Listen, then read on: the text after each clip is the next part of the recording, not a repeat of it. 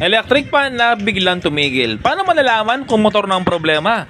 Marami sa atin ay hindi po alam kapag motor na ang problema. So paano malalaman? Ganito lang po, no? Panoorin nyo to. Ngayon mga ka-repairman, alisin natin yung cover sa likod. Alisin natin yung speed selector. Alisin natin yung screw. So yung screw ay meron po siyang sa loob. Ayan, kapag mahirap tanggalin, mahirap pilahin, may screw po yan. Ayan, no? Ayan po yung screw.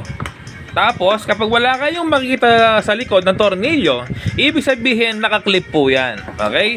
So, may clip dito yan kapag walang screw sa likod. Sungkitin natin ang flat screw. Ayan, no? Tanggal na. Tapos, unang gagawin natin, ganito, no? Biglang huminto. So, i-check natin yung thermal fuse kung okay pa. Sa pag-test ng thermal fuse, ganito lang. Gagamit tayo ng tester sa plug niya. E-select ng S1K. S1K, madalaman po natin kapag may reading, ibig sabihin, buo yung kanyang thermal fuse. Ayun. Tapos, ikot natin to, yung kanyang switch. Switch natin, no?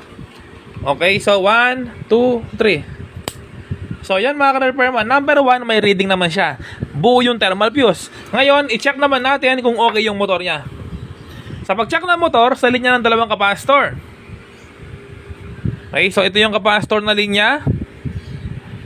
1, 2. So, nakabalat na po siya, no? Okay, pakita ko na maayos.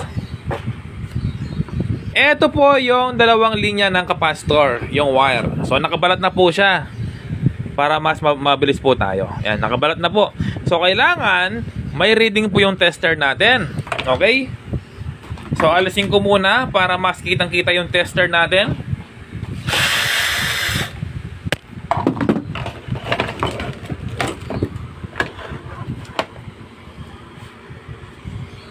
Ayun. So, ilapit ko ng maayos para mas malinaw po sa inyo ang mga ginagawa natin.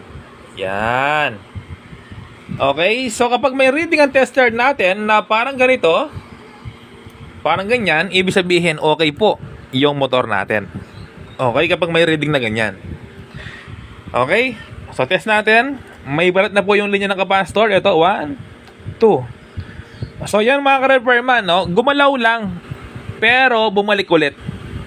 So, ibig sabihin, sira po yung motor. Okay? Kailangan yung reading, sagad po hanggang dito yan.